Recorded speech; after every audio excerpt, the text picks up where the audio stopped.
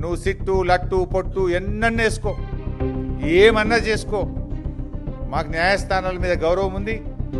నువ్వు ఎక్కడికి పిలిచినా వస్తా, ఎన్నిసార్లు పిలిచినా వస్తా, నిజాయితీగా సమాధానాలు చెప్తాం. మేము భయపడం. చట్టం మీద మాకు గౌరవం ఉంది. నీ చిల్లర రాజకీయాల మీదనే మాకు అసహ్యం ఉంది. వెగటు పుడతా ఉంది ప్రజలకు. నీ భాష, నీ మాటలు వింటా ఉంటే రోత పుడతా ఉంది ఇలా రాష్ట్ర ప్రజలకు.